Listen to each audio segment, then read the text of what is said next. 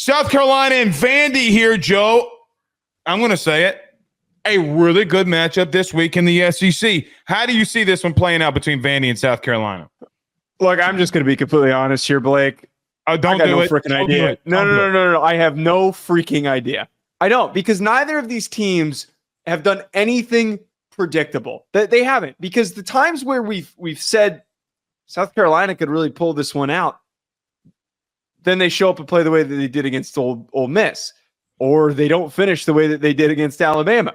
And then the games where we're saying, I specifically and others were certainly doing this as well, Texas A&M, real shot here to win this football game. Kentucky, they're going to smoke them. At the beginning of the year, they played their best football games. They dominated their opponents. And the same thing applies here for Vanderbilt, where they play fantastic in spurts throughout these games, where they randomly climb back in and then fall back out of it. They are the most chaotic team in all of college football. Both of these teams are. So it's hard for me, Blake, to provide a prediction for this. The only thing that I could tell you here is which quarterback has the biggest impact on the football game. Because Vanderbilt's offensive line is great. We know how dominant South Carolina's defensive line is. They're going to get home. Can Diego Pavia do Diego Pavia things that Marcel Reed couldn't do, evade pressure and make big plays? And can we see Lenore Sellers dominate in the run game again? Yeah, I think you're right. Is this a turning page for Lenore Sellers? Does he go like trying to think? You know, he doesn't get the praise that he deserves for how freakish of an athlete he is. I mean, I think we saw that last week. I mean, we saw him have a 75-yard touchdown run. We just thought, I don't know what we thought. Joe, how does South Carolina react to coming off an emotional win against Texas A&M?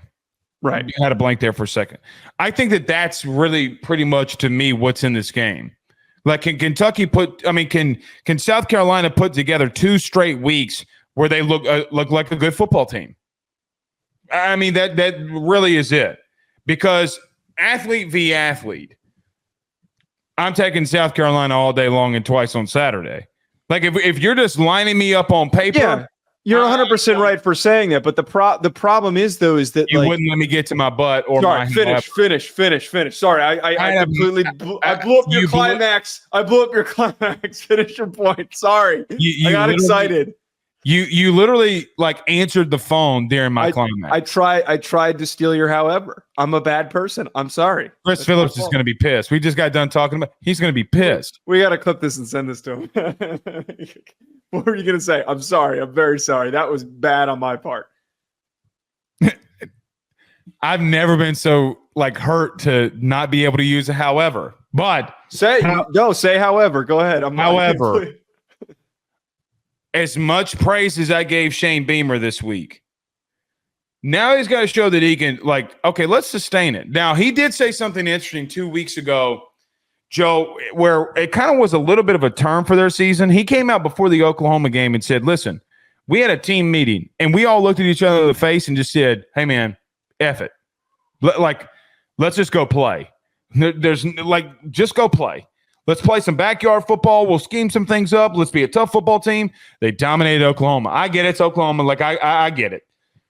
But then they did it at A&M. And the question becomes, Joe, I do think that you find these random pocket teams that find something. You got a young team. Joe, they got a really young football team on the offensive side of the football. Outside of Rocket Sanders, Joe, pretty much everybody comes back, right? Like a young team that's finding themselves.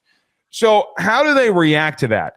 If they react the way that I think that they have the capability of doing, Joe, they're gonna beat Vandy. I mean, I love the Vandy story. I get all that. They got the dudes to go in there and win, and they should. But I don't know if I can trust that you have a good enough culture to sustain how well you played a week ago, if that makes sense. What I was going to jump in and say is in line with that, is that Vanderbilt is the killer of when you're not focused. And you're right. We don't have enough evidence. We haven't seen Shane Beamer have enough of these big games and how they've responded after it, because the rest of this season and the most of his time at South Carolina, they have lost a lot of close games that they could have potentially pulled out upsets. The reason why I want to bring this up, though, is Vanderbilt, they don't have the better athletes in any of the matchups that they've played in. They don't have the better recruits. They have the better scheme in every matchup, and they have more will from all of their players. Can I So really interrupt you? Go ahead. I don't know if that's true about their defensive line either. Meaning Vanderbilt's D line? Yeah, because here's the truth. I've seen it against Bama and I've seen it against Texas.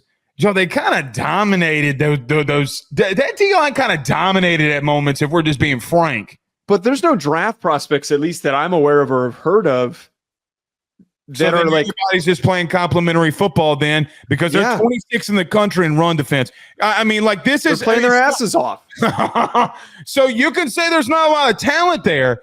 They do have spurts where, like, hey, bro, that South Carolina offensive line, you had a really good week last week. Just all things considered for you. All right, you're going to find out and play around with that defensive line at Vandy and see what happens.